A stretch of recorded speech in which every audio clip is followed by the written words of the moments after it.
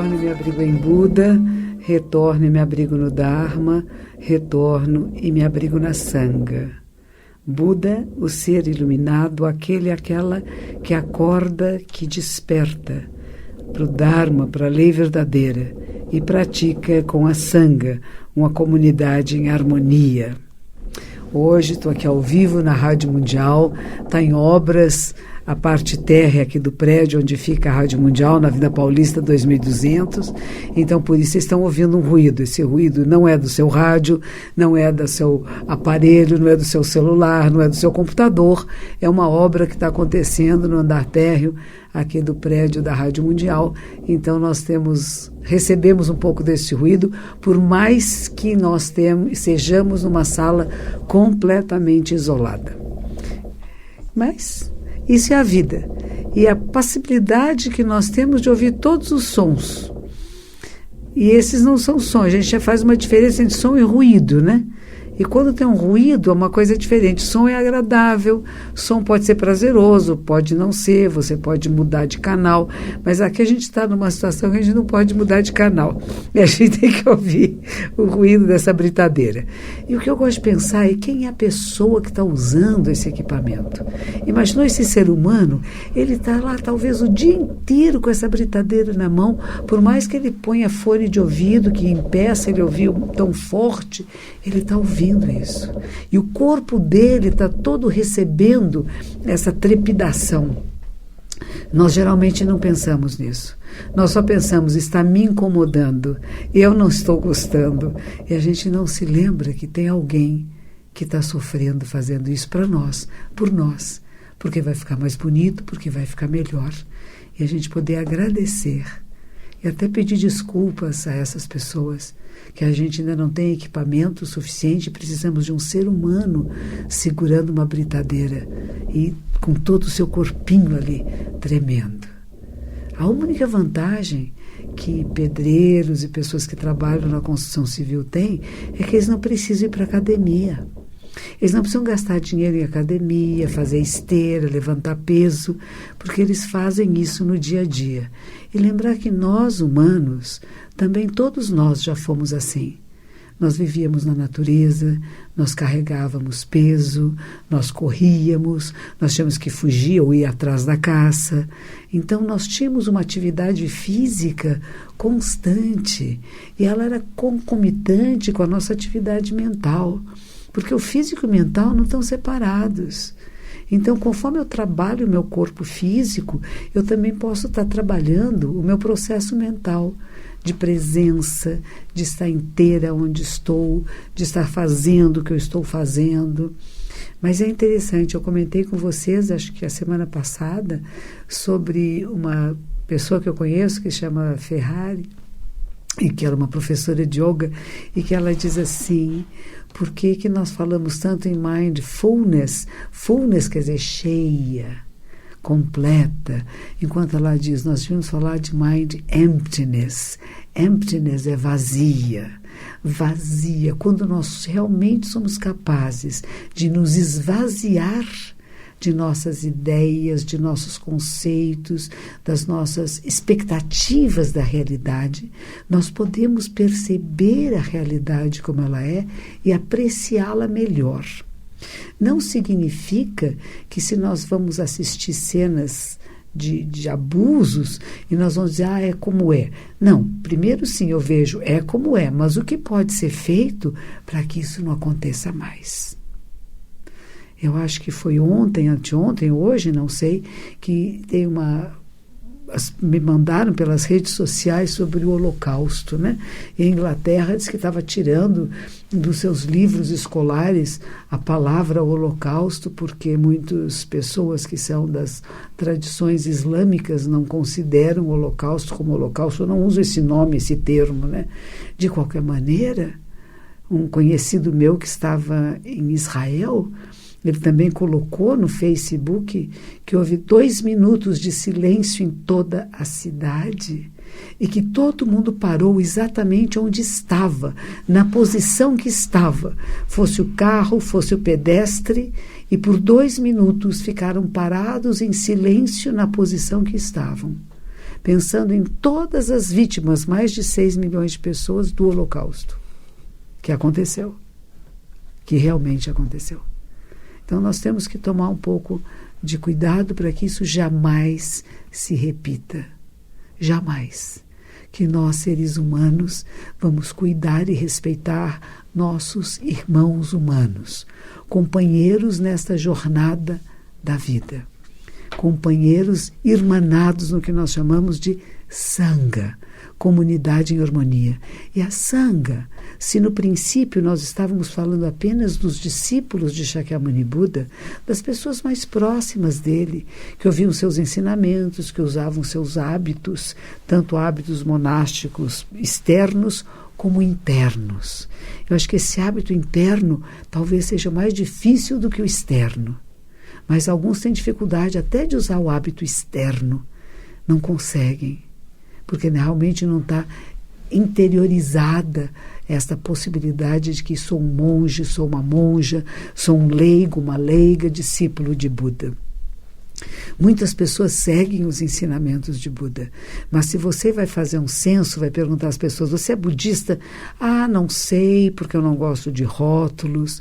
Ser budista não é um rótulo, é uma maneira de ser no mundo, é uma opção sua de seguir os ensinamentos que dizem que tudo que existe é o co-surgir interdependente e simultâneo. Nada existe por si só, nada existe sozinho, separado. Tudo que existe é o co-surgir, é simultâneo e interdependente. Uma coisa provoca outra coisa, que provoca uma terceira coisa e forma uma rede, uma trama extraordinária, maravilhosa, que alguns descreviam como raios luminosos, onde em cada intersecção há uma joia que emite luz em todas as direções. Esta semana tem um luto na nossa família, um luto de um monge muito querido, foi a segunda pessoa que eu ordenei monge desde que eu cheguei ao Brasil. Ele se chamava Paulo Cardoso Pita Júnior e o nome monástico dele era Jiko Hoen. Muitos o conheciam apenas como monge Hoen. Ele foi uma pessoa importante dentro da nossa comunidade, no momento em que eu cheguei ao Brasil e que fui trabalhar no Templo Bushinji, que fica na Liberdade. Convido também você, se interessa por meditação e por Zen Budismo, a minha sede é na Liberdade, na Rua São Joaquim. Você, não sei os horários deles, mas vocês podem procurar, telefonar, e também ter aulas práticas de meditação, se for mais conveniente, é perto da Estação São Joaquim. E lá eu fiquei durante 6 anos. E durante esse período, quando eu cheguei, as mulheres não era permitido votar nas eleições de diretoria, e nem brasileiros. É um templo que foi construído pela colônia japonesa durante a década de 50 e acabou muito fechado dentro dessa própria colônia japonesa. Então haviam brasileiros, nós brasileiros íamos lá fazer meditação, era no subsolo, e no que seria o porão da casa, era uma casa antiga lá no bairro da Liberdade, e os brasileiros não eram permitidos subir à sala de Buda, não eram muito bem-vindos, porque havia um certo estranhamento, né? A colônia japonesa, que preservava muito suas tradições, temia que as pessoas entrassem mais por curiosidade, de ficar, a pessoa está rezando por um ancestral, está triste num enterro ou num casamento, e ter curiosos olhando nem sempre é muito agradável. Então eu compreendo também porque era assim. Mas anos se passaram e eu comecei a trabalhar nessa comunidade. O monge responsável voltou para o Japão, me pediram que interinamente cuidasse, e nesse período é que esse monge chegou. E nós íamos ter eleições. E ele se colocou na porta com o estatuto na mão, dizendo: os brasileiros que praticam meditação aqui, que fazem doações mensais, têm direito por lei a votar. E as mulheres votam há muitos anos, no mundo todo. E foi bem interessante porque ele ficou como um guardião na porta, né? Haviam pessoas que diziam, não pode, porque nunca foi. Ele disse assim, o que nunca foi, um dia se transforma, e de agora em diante será. Então foi uma pessoa importante, sabe? Porque muitos de nós não peitamos situações assim, né? sempre foi assim, vamos deixar como está. Ele foi bem importante nessa situação. Ele não era monge ainda. Mais tarde ele se tornou monge e me ajudou muito quando eu saí desse templo, que era bem grande, na Liberdade. Ele morava num apartamento ali perto com um amigo, e ele disse assim, vamos fazer daqui a sala de aulas da nossa monja Coen, porque eles queriam continuar estudando comigo. A gente, afinal, já tinha feito uma caminhada e havia chegado um novo superior que ia começar do Beabá. Ele falou assim, não, a gente já caminhou, a gente já saiu do Beabá, a gente já sabe ler e escrever. A gente quer continuar estudando um pouquinho mais profundo. Eles facilitaram com o apartamento que eles alugavam. Então, toda a minha comunidade deve muito a esse monge que morreu sozinho, numa casa pequena, onde ele estava morando recentemente, com 66 anos de idade, ia fazer 67 esse ano. Teve uma parada respiratória, uma parada cardíaca. Ele deixa 3 filhas, 1 filho e 7 netos. E deixa saudades. E uma coisa muito importante que todos que o conheceram dizia, quando ele olhava para nós, ele nos olhava em profundidade. E era impossível não amá-lo, não querer bem a ele. Era uma característica dele. A filha mais velha dele, ontem, quando fizemos o memorial de 7º dia lá no templo, ficou lotado o templo, disse para mim, monja, às vezes o papai fazia coisas que eu ficava brava, que eu não queria. E eu ia dizer, papai, não é assim. Mas ele me olhava. E quando ele me olhava, eu perdoava tudo. Porque havia alguma coisa de uma doçura, de uma candura, de uma pureza. E ele viveu sempre assim. Viveu muito presente no momento, no aqui e agora. Abandonou tudo aquilo que nós temos dificuldade de abandonar. Um trabalho regular, um salário muito agradável. Abandonou sua casa, abandonou uma das famílias que no momento ele estava tendo, não por causa do Zen, mas chegou o momento com a morte do pai dele, ele ficou muito abalado e ele começou a largar tudo. E ele foi viver como os monges viviam na Idade Média. Cada dia, cada dia. Ele chegou até, agora que ele já estava mais idoso e que a barba dele era branca, os cabelos brancos, ele era Papai Noel na época de Natal. Ele fazia pequenos serviços assim para poder pagar um quartinho para morar e poucos alimentos. Às vezes nós falamos, quero viver a simplicidade, quero ter pouco. E a filha, que foi uma das pessoas que foi identificar o corpo no local onde ele estava, morto, disse, ele tinha 2 livros de ensinamentos budistas, um mala, um rosário budista, que chamamos de juzo, estava deitadinho na cama, que ele era no chão, em cima de um tatame, tinha um zafu, uma almofada de meditação e um altar. A mão direita estava no coração. E a fotografia da sua última filhinha, que agora tem 8 anos. Chama Clara Morena. Era só o que tinha no seu quarto. Chegou a essa simplicidade, chegou a esse despojamento. E assim eu aproveito para me despedir mais uma vez aqui dele, que ontem foi o memorial de 7º dia. Que esteja em paz, na paz de Nirvana. E nós dizemos, quando um monge morre, que o verdadeiro Dharmakaya, que este mundo do Dharma não aparece nem desaparece. É alguma coisa para você pensar. O que é que não aparece nem desaparece? Não tem nem começo, nem tem fim. E cada um de nós que faz o voto monástico, nós dizemos que entra na correnteza, mesmo que talvez não sejamos capazes de viver da maneira como Buda recomendava, os méritos são incomensuráveis. E esses méritos vão só aumentando. E chega um momento em que se torna possível a gente viver como Buda recomendava, não só a nós monásticos, mas também leigos e leigas. Parece simples, às vezes, manter os preceitos, mas nem sempre é. Nilo, você está aqui comigo, eu sei que estamos pela internet. Isso. E você tem uma lista de... Todas, a Terezinha, a Claudete, a Sol, são todas pessoas que estão aqui compartilhando com a senhora, e todos estão agradecendo os ensinamentos que têm condição, a oportunidade de compartilhar nesse horário. Então, nosso muito obrigado também para a Silvia, para a Doroti, para a Adriele, para a Leonice, o Lincoln, a Silvânia, a Catarina, a Thaís, são alguns dos que escreveram. Estamos com mais de 60 pessoas ligadas no programa. E a Silvia quer saber como o budismo vê a morte. Pois então, é bom que você perguntasse isso, porque eu estou falando exatamente da morte desse meu aluno, que causa tristeza, com certeza. A gente fala que a alegria morreu, não. Buda dizia, quando ele estava morrendo, com 80 anos de idade, ele falava para os seus discípulos: quem não se alegra de se libertar desta coisa que chamamos corpo? Isso é um pouco extremo, né? Provavelmente você, quando estiver na sua hora da morte, eu na minha hora da morte, a gente vai dizer, bom que eu vou morrer, né? Porque não tem saída, não é dizer, que pena, não quero morrer, eu quero ficar aqui. Não é bem assim.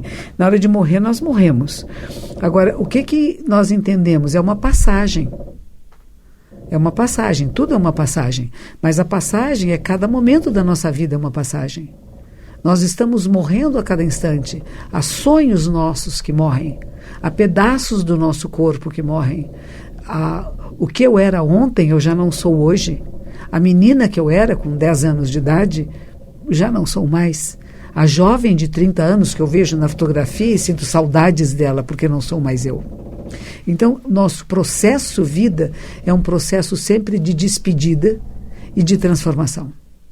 Não é possível segurar nem por um momento. Não mantemos-nos do mesmo jeito nem por um momento. Estamos sempre nos transformando.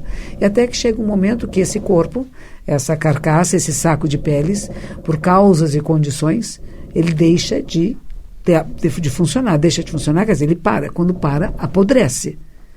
O meu amigo, meu discípulo, que estava lá, quando ele chega, o corpo dele no velório, estava lacrado, porque já tinha morrido dia 17, foi encontrado dia 19.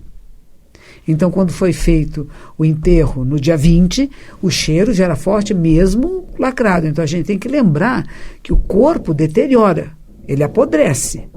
Tanto por isso que é perigoso, né? Você não mexe em pessoas mortas, porque existe uma doença que pode fazer mal para um ser humano vivo. Então, isso é bom de saber. Agora, a morte é natural. Tudo que nasce morre. Tudo que começa termina. E o que acontece para nós, budistas, e como o Zen budismo interpreta, 49 dias após a morte. Nós dizemos que passamos pelos 49 bardos, como fala o budismo tibetano, e que também falamos 49 etapas. Aquilo que foram o karma produzido durante a nossa vida, ele não cessa quando você morre. Tem 2 pensamentos que não são budistas. Um é que tem uma alma eterna, que é sempre a mesma. Nós dizemos que nosso espírito também está sempre em transformação. E segundo, que tudo acaba quando você morre. Que é o niilismo, não há nada. É só essa vida, acabou, acabou. Não, existe um contínuo. Esse karma produzido vai fazer que apareçam mundos à sua frente. E nós oramos por aqueles que morreram durante 49 dias, para que possam ir para a luz infinita. Há inúmeras possibilidades. A gente vai falar que tem arahants, seres iluminados, de 1 retorno, de 2 retornos, de 3 retornos, e aquele que não tem, não retorna mais. Ou seja, aprendeu a lição. Aprendeu nesta vida o que tinha que aprender e pode ficar na luz infinita. Outros vão ter que voltar e passar de novo pelo processo. Agora pense bem, hoje eu fui a dentista e a minha dentista ela trabalha também com um grupo espiritualista bem interessante, ela faz um trabalho voluntário muito bonito e ela me diz assim: será que a gente quer nascer de novo? Já pensou, monja? Tem que entrar no útero materno outra vez. E depois tem que virar bebê, tem que aprender a andar, tem que aprender a falar. Será que a gente tem que passar por tudo isso de novo? E ela disse para mim: eu acho que ainda vou ter que passar muitas vezes. E eu falei: talvez não seja tão mal assim, né? Parece que agora, no ponto em que estamos, do nosso crescimento, da nossa vida, o ideal seria não ter mais nenhum renascimento. Mas se tiver mais algum, que seja de um aprendizado. Uma vez, quando eu estava no mosteiro no Japão, esse pensamento me veio com muita clareza e até falei com um dos meus professores no mosteiro sede de Eiji, onde eu tinha ido fazer um retiro. que outras vidas haja depois desta, que eu possa sempre encontrar o Dharma de Buda e que eu possa sempre renovar meus votos monásticos. Esse é o meu pensamento. Se há outras vidas depois desta, que eu possa sempre encontrar estes ensinamentos e continuar me aprofundando como monástica na tradição do Zen Budismo. E você? O que você pensa da morte? O que você quer, se houver, se é que há um renascimento, aonde você gostaria de renascer? Podemos ser apenas luz, porque somos luz, nós já somos essa luz. Mas essa luz vai tomar forma, alguma forma. Que tipo de forma? Há pessoas que querem ser ricas, poderosas. O poder é uma coisa muito perigosa, sabe? Porque às vezes o poder sobe a cabeça das pessoas e elas acabam fazendo coisas erradas e não querem perder determinadas posições. O que o Buda nos ensina, o que os ensinamentos nos são é: abre mão. Nada pertence ao ser. Aprecia cada momento da sua vida, assim como é, para quando chegar o momento da sua morte, você poder dizer: fiz o meu melhor e eu posso ter uma boa morte. Seja ela qual for, seja qual for a experiência da morte. Morrer apenas sentado em zazen não torna uma pessoa mais santa. Você pode morrer com dor, você pode morrer no hospital, pode morrer acidente. Apenas saiba que na hora da morte, quem vem buscar você? A quem você entrega? A quem você confia? Eu confio em Buda. Eu confio em Kannon Bodhisattva, na compaixão ilimitada. Nilo, está quase chegando ao final do nosso programa. Sim. O que você tem a me dizer? Olha, que certamente a gente não vai conseguir abordar esses novos temas que chegaram. A Silvânia propôs mais um, a Rosalba também, mas a gente retoma o assunto no próximo programa, quem sabe. A Silvânia gostaria de saber o que o budismo pensa da deficiência mental e se tem a ver com vidas passadas, enquanto a Rosalba gostaria de saber como você, pessoalmente, vê esse momento de transição planetária, como deveríamos nos precaver. Então, acho que podemos voltar no assunto. A semana que vem, temos 2 bons assuntos para nós conversarmos a semana que vem.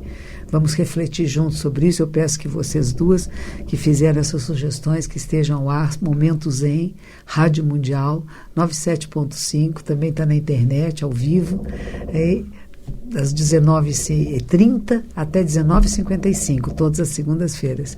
Vamos falar um pouco sobre a questão da deficiência mental e como deve ser o nosso comportamento na era em que vivemos.